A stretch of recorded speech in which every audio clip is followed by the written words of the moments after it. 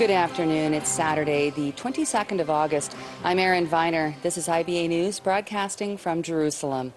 Relative quiet prevailed in the north of the country today following the flare-up across the Syrian border over the past 2 days. The Kuwaiti Al Rai newspaper is reporting that the Lebanon-based Hezbollah terror organization has raised its own level of alert along that country's border with Israel because of what it claims are attempts by Israel to drag both it and Syria into a conflict. The paper cited sources affiliated with Hezbollah saying that they believe that the IDF is planning a significant campaign, although not a full-scale war. Meanwhile, the Syrian Observatory for Human Rights is reporting the deaths of 7 people that it says were killed in Israeli airstrikes in the south of the Arab Republic yesterday and on Thursday.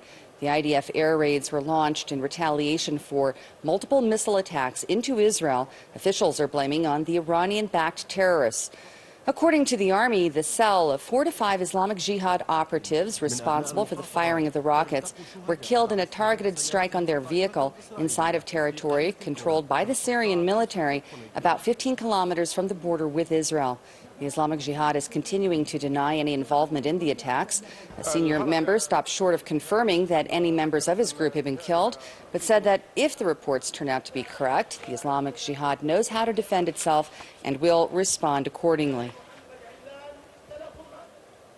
Iran today unveiled a solid-fuel ballistic missile, which the government claims is an upgraded version of the short-range rocket and capable of more accurately pinpointing targets. The surface-to-surface Fatah 313, known as the Conqueror, was presented at a ceremony marking Defense Industry Day in the Islamic Republic, where President Hassan Rouhani said that his nation's military might is necessary to achieve peace in the volatile Middle East. State television showed footage of the missile being fired from an undisclosed location. UN Security Council resolution number 2231, endorsing last month's landmark nuclear deal between Iran and the world powers, also calls on the rogue nation not to undertake any activity related to ballistic missiles capable of delivering nuclear weapons. Now, Tehran insists that none of its missiles are designed for that purpose, but also says that it will not abide by a clause in that resolution containing an arms embargo against it for the next 8 years. Rouhani today reconfirmed that pledge, saying that his nation will buy weapons from anywhere that it chooses without approval from others or UN resolutions. He added that Iran cannot remain passive when instability spreads in neighboring countries and that it won't hesitate to also sell weapons anywhere that it deems necessary. Tehran's display of the missile follows revelations earlier this week of a secret agreement that it holds with the International Atomic Energy Agency, permitting it to use its own inspectors at the Parchin military facilities where illicit nuclear activities are believed to have taken place. Middle East expert Professor Gerald Steinberg discussed the report with Israel Television's Oshri Elias. This isn't exactly a major surprise. When we had the draft agreements that were being leaked or printed, there were hints towards that direction, that in fact on this particular site, Parchin, which is really the core of the debate on whether the Iranians were in fact violating all their NPT commitments and trying to build a nuclear weapon in the last 10 years. And they've been covering it up and moving dirt around, and now they're going to supply their own samples for the IAEA. There's an absurdity there, and now it's come out as a major headline, and that's something that I don't think is acceptable to anybody except perhaps the United States and Iran. How will it affect the voting in the U.S.? Right now, the president has a veto-proof, I wouldn't say majority, but he's able to get enough to get through, even if there's a veto in the House and the Senate, which seems likely. He needs to have 13 Democrats in the Senate that would defect, and right now he has 3 or 4 maybe, but unlikely, even with this revelation, because as I said, it was something that was known about before, but not given the visibility. He may end up with 5 or 6 that vote against him, but that's not enough to override a presidential veto. If in the next month we have more such revelations, and we have more cases where, as I think it was Senator Graham who said to Secretary Kerry, you've been fleeced, I think if that happens again, that's going to be harder for Obama to maintain the majority. But the main issue here, I would say, is the change in the direction, the momentum. The White House no longer controls the discussion, if it ever did. It certainly had have maybe 50-50 of the debate, but now they're on defensive. They're on strict defensive. And their statement that said something like, we have full confidence in the IAEA, after this came out yesterday, that's not going to convince anybody. Clashes erupted between dozens of Palestinians and settlers this morning near the Aish Kodesh outpost in the Binyamin region. Security forces were called in to separate the sides, who were hurling rocks at each other, and later employed crowd dispersal methods after they came under attack by rock-throwing Palestinians. No injuries were reported. According to the IDF, the dispute apparently broke out when the Palestinians came to farm their agricultural lands without first coordinating with the army, while the settlers claimed that the Palestinians set fire to their fields. Palestinian prisoner Mohammed Alan is continuing to improve after ending his 65-day hunger strike on Thursday. While speaking from his hospital bed at the Barzilai Medical Center in Ashkelon, the 31-year-old suspected Islamic Jihad terrorist thanked Arab Israelis for their support in his protest against his administrative detention. Alan proclaimed his hunger strike a success and said that it proves that Arabs are united, no matter the distance or the borders which separate them. Earlier this week, the High Court temporarily suspended Alan's administrative detention because of his deteriorating condition following 2 months without food. Tests indicate that he may have sustained brain damage because of the campaign, although it's yet to be determined as permanent. A spokesman for the hospital where Alan is still receiving treatment, including intravenous feeding, said that he is in stable condition and that he will soon be able to receive liquids orally. Authorities in France say that they believe the 26-year-old Moroccan who opened fire with an AK-47 on a crowded high-speed train traveling from Amsterdam to Paris yesterday is believed to be linked to the Islamic State. He had been under French police surveillance after warnings from security services in Spain identified him as dangerous, although it's unknown if he was being watched at the time of the attack or what his motivations may have been. 2 off-duty American servicemen were among those who overpowered the suspect, who was then arrested at the Arras station in northern France. Here's how a 62-year-old Briton, who also helped to subdue the terrorists, described what happened. All of us were in the same carriage. These 2 guys plus Spencer Spencer, who's the guy who got injured, were sitting on the same seats, same row at the back of the train, at the back of the carriage rather. I was sitting at the front of the carriage. We saw a train employee run through the carriage. I think it was after the shot, wasn't it? After the shot. And so then what happened is we got, I looked up, I saw a guy carrying an AK-47, or at least I assumed it was some kind of machine gun anyway. I ducked down in my seat.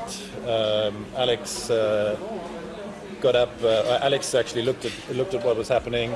Spencer looked at what was happening. And Alex said to Spencer, "Go get him." Spencer jumped up and tackled him and actually started getting the terrorist under control. Alex jumped up and helped Spencer, followed immediately by Anthony.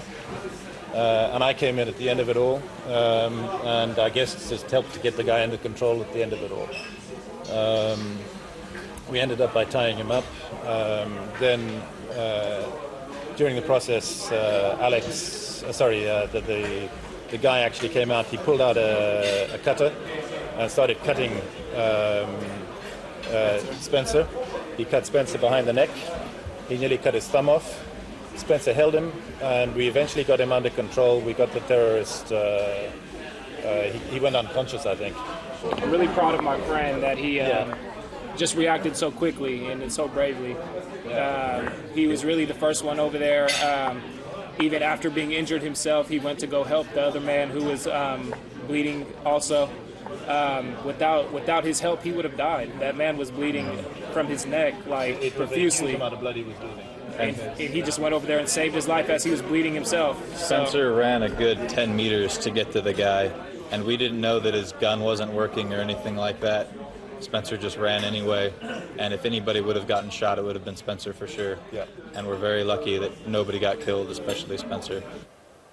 A monastery founded more than 1,500 years ago has been demolished by the Islamic State in the central Syrian town of Qaryatain. Photographs were released of the terrorists using bulldozers to raze the St. Elian Monastery, which was captured in an ISIS offensive earlier this month. Several dozen local Christians taken captive, along with more than 200 other residents, were reportedly transferred to a location near the jihadist stronghold in northern Syria.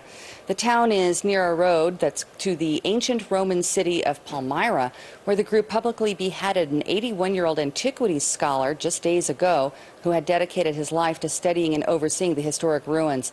The latest developments are stoking concerns that ISIS is accelerating its campaign to loot and destroy all non- or pre-Islamic heritage sites within the vast territory under its control in Syria and Iraq. In other news, U.S. Republican presidential candidate Jeb Bush is lashing out against his rival, Donald Trump, in efforts to energize his own stalled campaign and to stop the momentum of the billionaire businessman's summer surge. The former Florida governor has both name recognition and plenty of financial backing after his recent haul of more than $100 million in fundraising that have so far kept him near the top of the Republican pack, where he's still saving his most aggressive criticism for his presumed Democratic rival, Hillary Rodham Clinton, and current President Barack Obama. That's a strategy that we see here at a campaign event in Columbus, Ohio yesterday. And there should be no gap with the alliances that have kept us safe, starting with Israel, but across the world. This country needs to be a friend of our friends, and our enemies need to twitch a little bit. If you want to create a more peaceful world, you don't send troops in harm's way just at the drop of a hat, but you tell people, we've got your back.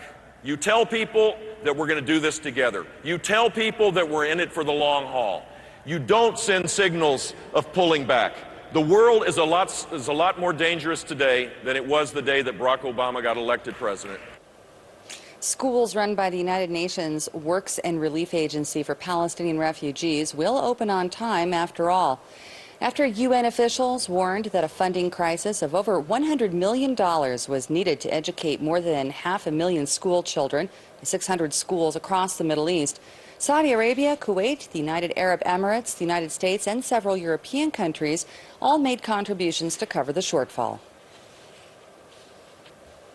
Secretary General is greatly relieved that the United Nations Relief and Works Agency for Palestine Refugees in the Near East, UNRWA, will be able to open its school year, safeguarding the education of 500,000 students in United Nations schools across the Middle East. He stresses that education is a right and that rights delayed are rights denied. Thanks to the generosity of UN member states and tireless fundraising efforts that right now can be realized. This achievement cannot be underestimated at a time of rising extremism in one of the world's most unstable regions. A demonstration is slated to be held in Tel Aviv later tonight against the state's failure to take action on behalf of prostitutes and sex workers. The rally was organized by advocacy groups fighting prostitution and is set to be held outside of a well-known central brothel located on Har Yarkon Street. The protest comes just days after the death of a 36-year-old prostitute who committed suicide within the site where she lived and worked for over 15 years.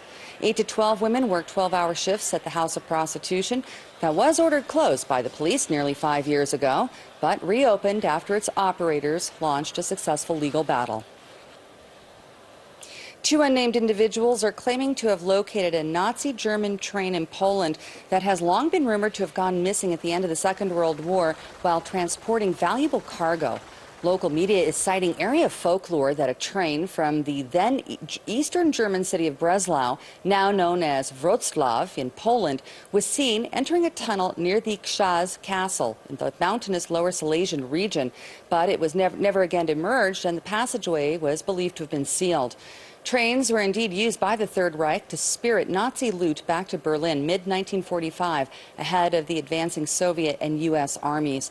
In the case of the so-called Gold Train, 24 freight carriages sent from Budapest to Germany containing family treasures belonging to murdered Hungarian Jews, including gold, silver, and valuable paintings estimated to be worth up to $200 million.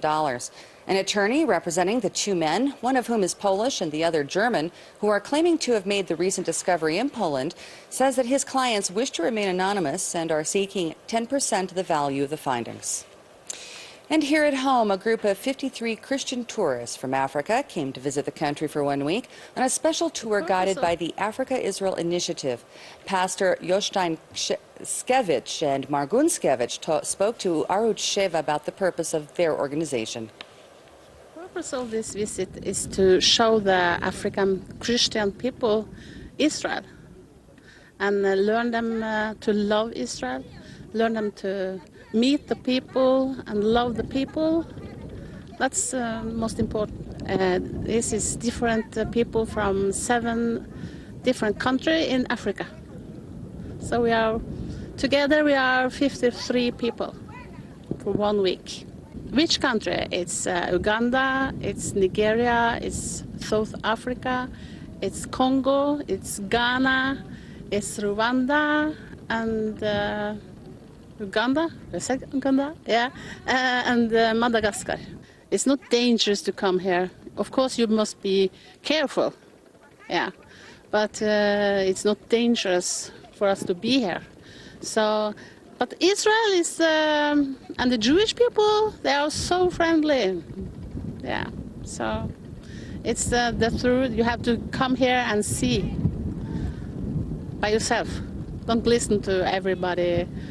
Newspapers and media, they maybe don't say everything. So, for real. We are representing an organization called the Africa-Israel Initiative, and we work on 2 levels. First of all, we work with the parliaments in Africa to create support for Israel in the international community, and then we work with the church leaders to teach them about Israel. There's thousands and thousands of new churches in Africa popping up after revivals going in Africa, and they start to read the Bible. They start to read about Israel, and they have Israel in their hearts. So what we do for them, we teach them about Israel, but also we bring their pastors to come to Israel and to see for themselves, to experience the land, both politically, but also we are connecting with the Bible. So we don't believe in a 2-state solution. We believe that God gave this country to the Jewish people.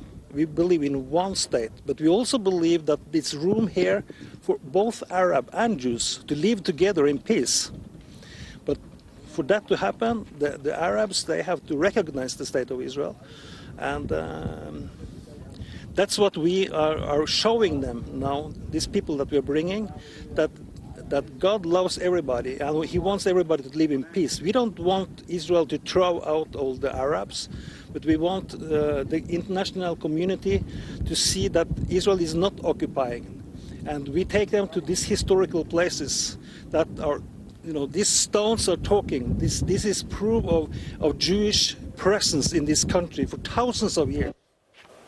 And now on to a spectacular feat of nature in Ecuador, where the massive Cotopaxi volcano started spewing ash and smoke up to 2 kilometers over its crater. Sporadic activity has been observed at the site since last week, and now the Geophysical Institute is reporting that the volcano has entered an active state of eruption following a tremor yesterday. Nearby towns were covered in a thick coat of soot as smoke and ash drifted down during nearly 3 hours of continuous emission. A state of emergency has been declared and the situation is being closely monitored, although authorities have not yet issued any mandatory evacuations of area communities. The last time that Cotopaxi erupted was way back in 1940. The IBA weather team tells us that we're going to see a beautiful start to the week with no significant change in conditions. Here's the forecast at home and abroad over the next 24 hours.